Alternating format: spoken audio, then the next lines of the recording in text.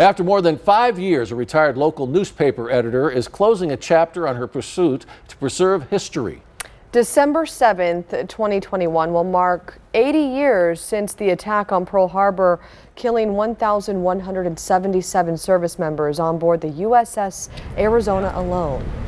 News 4 Tucson's Priscilla Casper joins us live at the USS Arizona Mall Memorial on the U of A campus with her mission to make the stories live on. Priscilla. Well, Sean, Amanda, it is truly remarkable. It gave me chills hearing some of these stories of the men that risked their life for our country. And soon you and everyone will be able to read the stories of the men on the USS Arizona that died. Dear Dougie, I hear you're doing pretty well.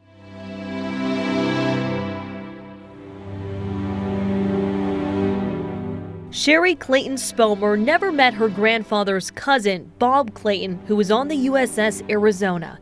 She cherishes a packet of letters he wrote home, one letter in particular written on November 30th, 1941. It doesn't look like we will ever get back to Long Beach. We hear so much news. It's pitiful, but no one knows for sure. I wish Japan would either fight or keep still. It's on account of them that we're out here. Her parents received it on December 8th. It brings chills even now to think about it, that they got it the day after the bombing. Nancy Mock got to know her mother's brother, sailor Walter Simon, through stories. My mother, however, idolized her big brother, and she talked about him a lot. Right in the center of the back. You really can't see him. This was his graduating class when he talked about getting together, being home for Christmas and all that sort of thing, which obviously he never did. I never met the man, but my mother dearly loved him.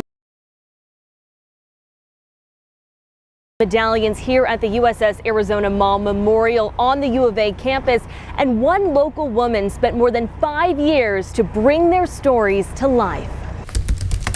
Bobby Jo Buell Carter is no stranger to writing. She worked 36 years at the Arizona Daily Star. The summer before the 75th anniversary of the attack, she was retiring as editor while her husband was creating the USS Arizona Mall Memorial and thought that people should be able to learn more about the men who died. I decided I'm going to focus on the people stories, their family background and their motivation for enlisting and their kind of life story. So the minute I found a few of those, I was hooked.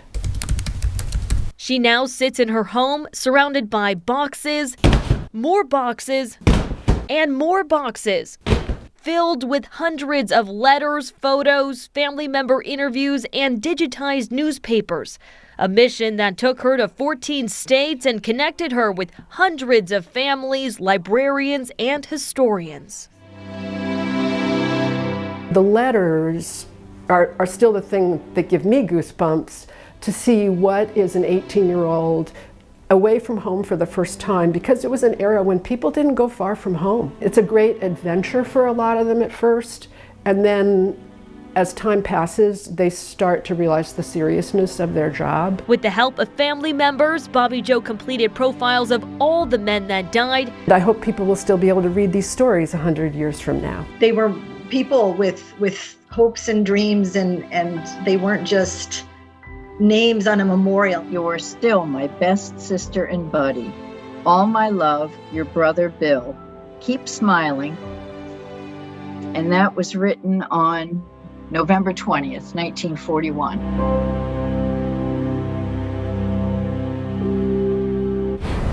And Bobby Jo says before the 80th anniversary of the Pearl Harbor attack, she will be posting all 1,177 profiles completed on the USS Arizona Mall Memorial Facebook page for everyone to read. Reporting live at the U of A, Priscilla Casper, News 4 Tucson. And what a story. Thank you so much, Priscilla.